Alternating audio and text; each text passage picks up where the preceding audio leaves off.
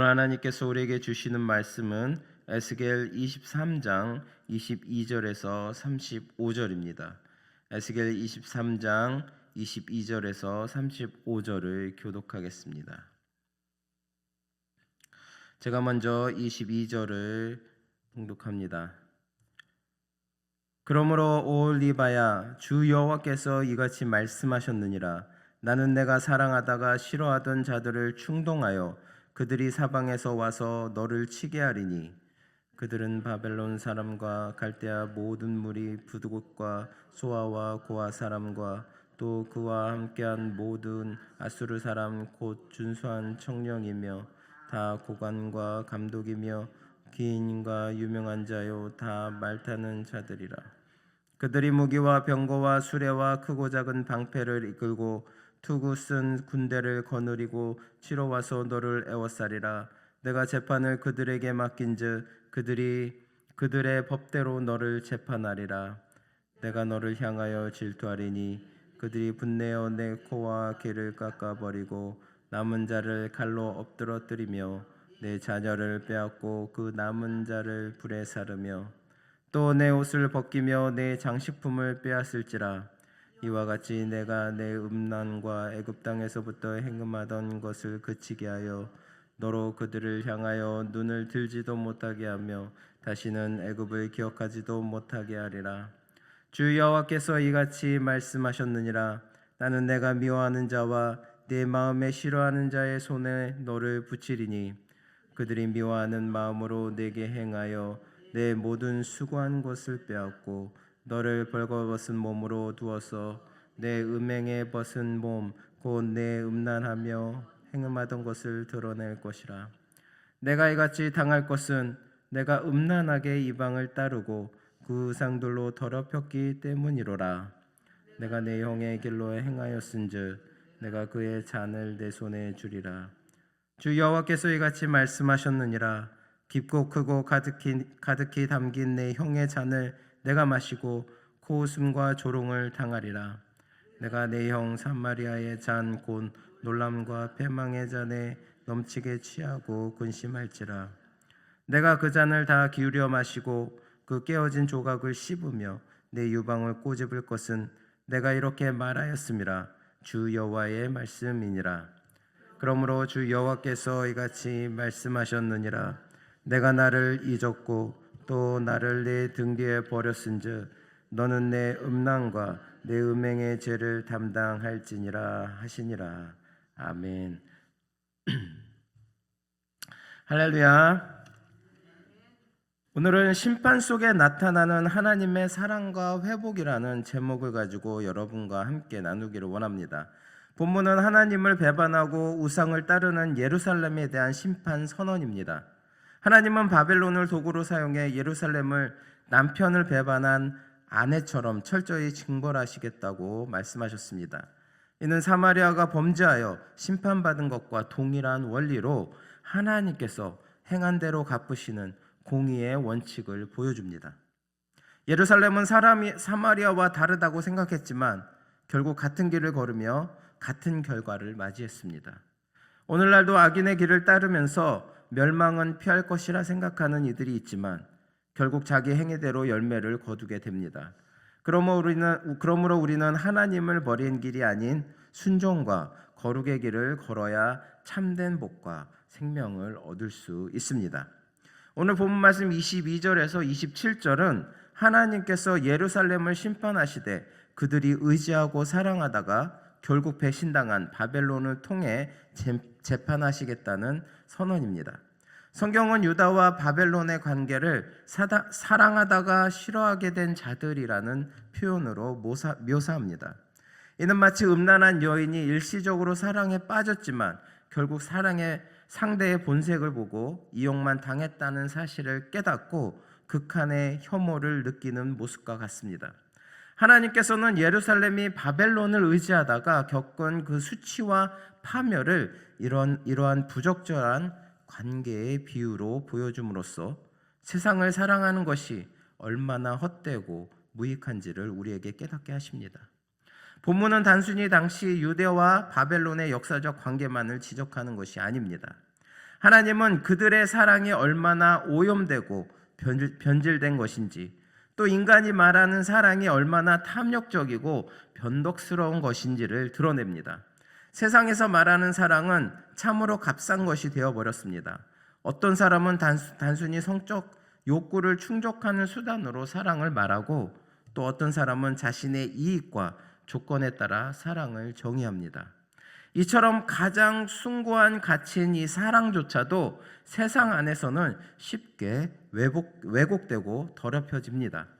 그러나 우리 성도들이 추구해야 할 사랑은 이와 전혀 다릅니다. 우리가 본받아야 할 사랑은 하나님께서 언약 백성을 향해 보여주신 변함이 없고 끝까지 이어지는 사랑입니다. 성경은 이를 헤세드라 부르며, 이는 한결같고 헌신적이며 희생적인 언약적 사랑을 뜻합니다. 하나님은 자기 백성이 범죄하고 불순종했음에도 불구하고 버리지 않으시고 끝내 회복하시기를 위해 기다리셨습니다. 심지어 자기 아들을 십자가에 내어주심으로 그 사랑을 완성하셨죠. 따라서 성도는 세상 풍조를 따르지 말고 하나님의 참된 사랑을 본받아야 합니다. 하나님은 우리를 향한 사랑을 끝까지 지키시며 우리의 허물과 죄에도 불구하고 용납하시고 기다리십니다. 그리고 장차 새하늘과 새 땅에서 어린 양의 혼인잔치에 우리를 초대하시고 순결하고 거룩한 연합을 이루게 하실 것입니다. 사랑하는 성도 여러분, 우리는 세상의 헛된 사랑이 아니라 하나님께서 보여주신 이 참사랑을 우리 삶 속에서 실천해야 합니다. 그 사랑은 변덕스럽지 않고 계산적이지 않으며 끝까지 충성하고 희생적인 사랑인 것입니다. 우리 삶 속에 이 사랑을 따르고 살아갈 때 우리는 참사랑이신 하나님의 백성으로 인정받고 세상과 구별된 거룩한 삶을 살아가게 될 것입니다. 오늘 본 말씀 27절을 보겠습니다. 27절을 보니까 이와 같이 내가 내 음란과 애굽 땅에서부터 행음하던 것을 그치게 하여 너로 그들을 향하여 눈을 들지도 못하게 하며 다시는 애굽을 기억하지도 못하게 하리라 라고 말씀하고 있습니다. 예루살렘을 향한 하나님의 심판이 단순한 징벌을 넘어선 깊은 목적을 담고 있음을 보여줍니다.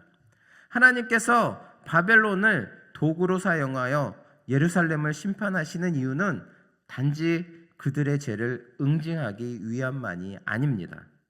그들 안에 뿌리 깊이 자리 잡은 애굽, 곧 우상숭배와 제약된 습성을 뽑아내기 위함이었습니다. 애굽은 단순한 한 나라의 이름이 아니라 성경 전체에서 하나님을 떠나 세상을 의지하고 죄를 탐닉하는 삶의 상징으로 나타납니다. 이스라엘은 출애굽을 통해 하나님의 큰 구원을 경험했습니다. 그러나 그들의 몸은 애굽을 떠났어도 마음은 늘 애굽을 동경했습니다. 광야에서 하나님께서 만나와 메추라기를 내려주셔도 그들은 애굽의 고깃가마 곁에 앉아 있던 때가 더 좋았다라고 불평했습니다. 또 가나안 땅에 들어간 후에도 우상을 섬기고 주변 열국의 풍습을 따라 살면서 하나님을 저버렸습니다. 결국 하나님의 백성이면서도 삶의 본질은 세상과 다를 바가 없게 되어버린 것입니다.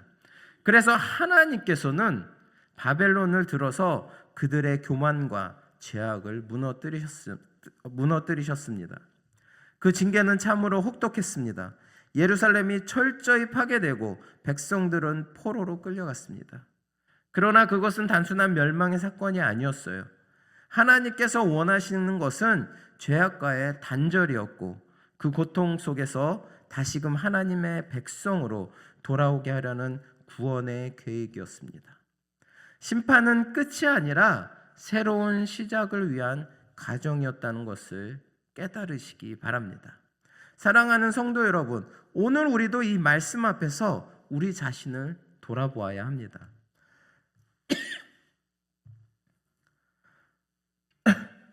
혹시 우리 안에도 여전히 버리지 못한 애굽이 있지 않습니까?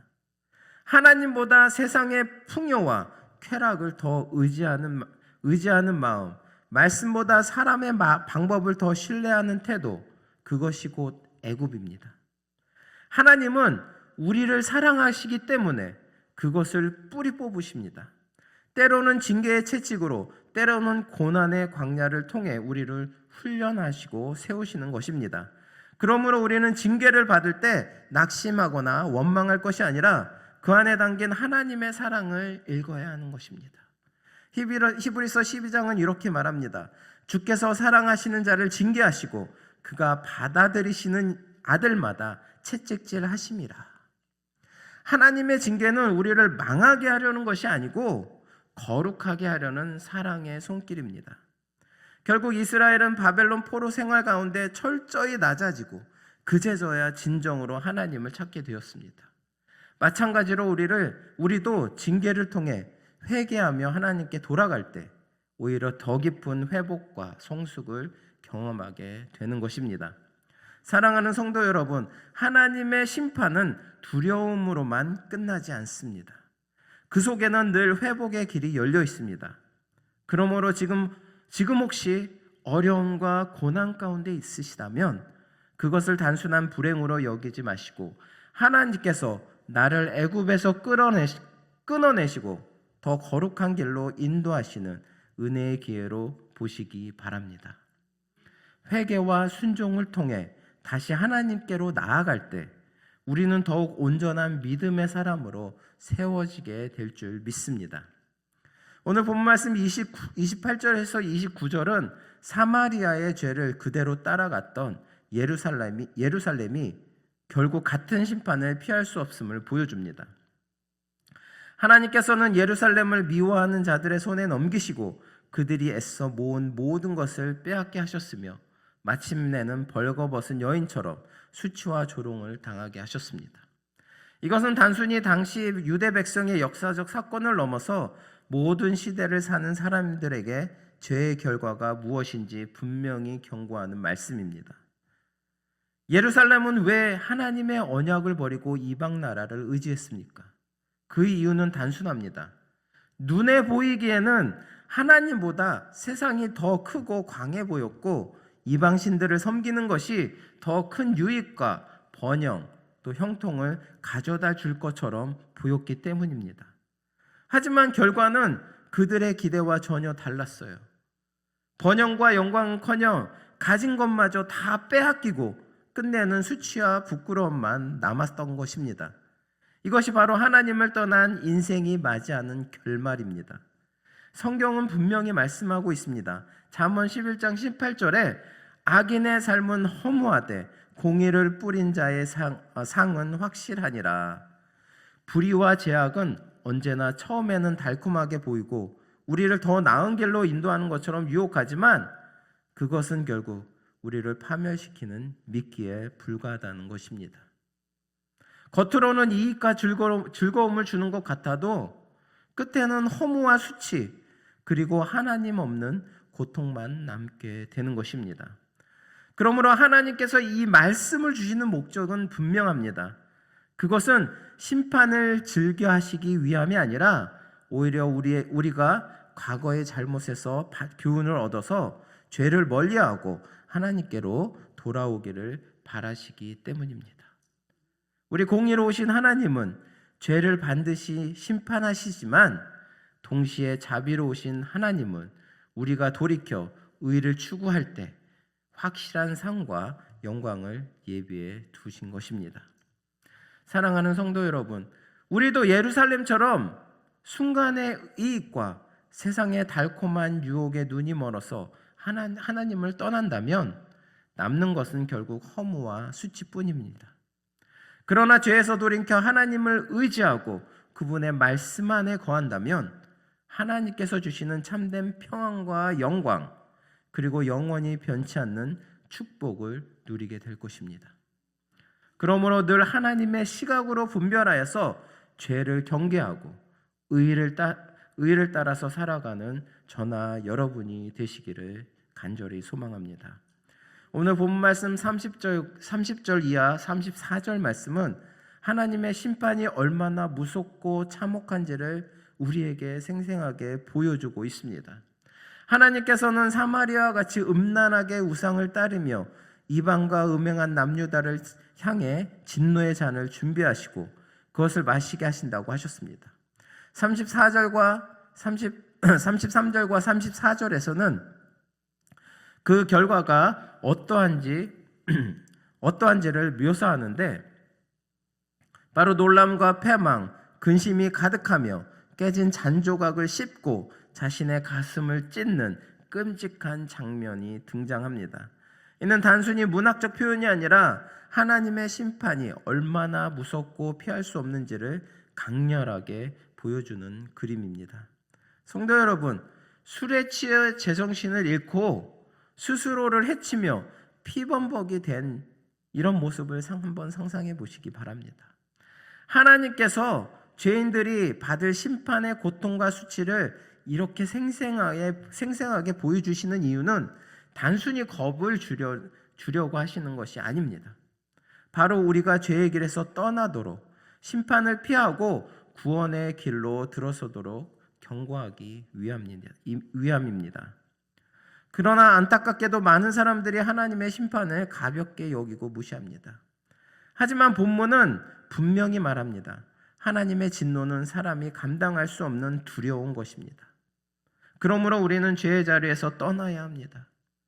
불신앙의 길을 버리고 의와 믿음의 자리에 서야 합니다. 또한 우리에게는 사명이 있습니다.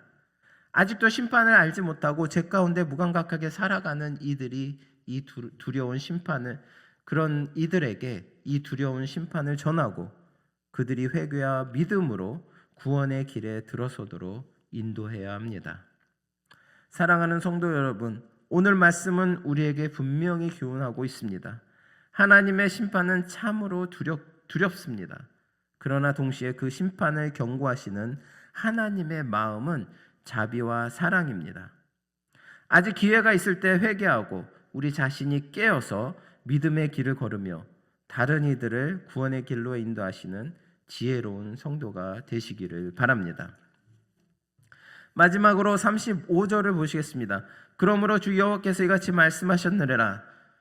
내가 나를 잊었고 또 나를 내 등 뒤에 버렸은즉 너는 내 음란과 내 음행의 죄를 담당할지니라 하시니라.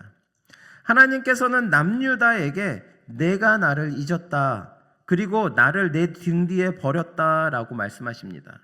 이 두 표현은 남유다의 죄와 배반을 각각 다른 방식으로 보여줍니다. 나를 잊었다라는 말씀은 그들의 마음속에서 하나님을 떠나 있었음을 완곡하게 표현한 것입니다.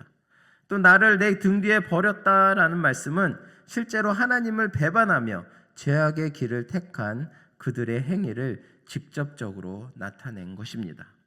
결국 남유다가 하나님을 배반하게 된 근본 원인은 하나님을 잊었기 때문입니다. 하나님을 기억하지 않고 잊어버리는 순간 사람은 스스로의 뜻과 욕망에 따라 살게 되고 그것은 곧 죄악으로 이어지게 되는 것입니다. 하나님께서 남유다를 위해 행하신 일들을 살펴보면 얼마나 놀라운 은혜인지 알 수가 있습니다. 하나님은 그들을 애굽의 종살이와 억압에서 구원하셨고 언약을 통해 하나님의 백성으로 삼으셨습니다. 또한 가나안 땅을 기업으로 주시고 보호하며 필요한 은혜와 축복을 시시때때로 부어주셨어요. 그로 인해 남유다는 안정적이고 풍요로운 삶을 누릴 수가 있었습니다. 그런데 그들은 하나님의 은혜와 축복을 당연하게 여기고 오직 자신의 삶과 욕망에만 집중하게 되었습니다. 결과적으로 하나님을 잊어버리고 자기 뜻과 욕망에 따라 살게 된 것입니다. 여기서 자기 뜻은 인간의 타락과 본성과 직결됩니다. 인간의 본성은 스스로 옳다고 생각하지만 실상은 악과 죄에 물들어 있는 것입니다. 남유다는 하나님을 잊음으로 자기 죄악된 본성대로 행동했고 그 결과 하나님을 배반하고 또 죄악 속으로 빠져들었습니다. 이처럼 하나님의 백성이 하나님을 잃어버리는 것은 매우 중대한 문제입니다. 그 결과는 곧바로 삶 전체에 영향을 미칩니다. 성도 여러분, 이것은 오늘을 사는 우리에게도 동일하게 적용됩니다. 우리 또한 매일 하나님을 기억하고 그분과 친밀한 관계를 유지해야 합니다. 우리를 죄와 죽음에서 구원하시고 독생자를 통해 생명과 회복을 주신 하나님, 날마다 은혜와 능력으로 우리의 삶을 지탱하시는 하나님, 그리고 말씀으로 우리를 늘 인도해 주시고 계시는 하나님을 잊지 말아야 합니다. 이를 위해 우리는 매일 말씀을 묵상하고 하나님께서 우리에게 행하신 모든 일을 기억하며 우리의 생각과 말과 행동 속에서 하나님의 뜻을 따라 살아야 합니다. 하나님을 잊지 않고 의식적으로 하나님과 동행할 때 우리는 자연스럽게 하나님의 백성다운 삶을 살게 되는 것입니다. 하나님과 동행하며 그분의 뜻에 순종할 때 우리의 삶은 은혜와 축복으로 가득하게 되는 것입니다. 결국 35절의 교훈은 단순합니다. 하나님을 잊지 말고 늘 기억하며 그분과 친밀한 관계 속에서 살아가라는 것입니다. 하나님을 기억하는 삶은 단순한 의무가 아니라 죄악에서 벗어나 축복의 삶으로 나아가는 길입니다. 우리가 매일같이 하나님을 기억하지 않는다면 우리의 삶은 죄악된 삶으로 나아갈 수밖에 없어요. 왜? 저희들의 본능은 죄에 있기 때문입니다. 그렇기 때문에 저희는 항상 하나님을 기억하고 항상 말씀을 묵상하고 또 하나님을 의지하면서 나아가야지만이 저희가 죄짓지 않고 죄 가운데 속하지 않고 죄의 삶을 살지 않고 하나님께서 원하시는 성도된 삶을 살아갈 수가 있는 것입니다. 우리의 삶 속에서 하나님을 잊지 않고 말씀을 통해 그분과 동행하며 우리의 모든 일에서 하나님을 첫 자리에 두는 습관을 가지시기 바랍니다. 그렇게 할 때 우리는 참된 회복과 성수 그리고 하나님의 은혜 안에서 풍성한 축복을 누리게 될 것입니다. 오늘 본문을 보면 북이스라엘을 상징하는 사마리아에 내린 심판이 유다에게도 반복되어 나타나는 것을 알 수가 있습니다. 이 심판이라는 말은 듣기 좋지 않지만 성경에서 반복적으로 강조되는 이유는 분명합니다. 그것은 모든 죄인에게 회개의 기회를 주시고 구원하시려는 하나님의 사랑 때문입니다. 특히 성도들에게 선포되는 하나님의 심판은 세속에 물들지 않고 구별된 삶, 선민으로서의 정체성을 지키며 살아가도록 경계시키는 사랑의 징계인 것입니다. 그러므로 우리는 에스겔을 통해 주신 하나님의 말씀을 현재 의로운 삶을 살아가는 성도들에게 깨어 각성하라는 권면으로 받아들여야 합니다. 만약 우리가 의인으로 살아도 장차 임할 하나님의 심판을 두려워하며 준비하지 않는다면 과거 선민이라 자부하던 사마리아와 남유다에게 임한 하나님의 심판이 오늘날 우리에게도 임할 수 있음을 기억해야 할 것입니다. 사랑하는 성도 여러분, 우리에게 회개의 기회를 주시고 구원하시려는 하나님의 사랑을 깨달아 하나님의 말씀과 뜻 안에서 평안과 기쁨을 누리는 오늘 하루가 되시기를 바랍니다.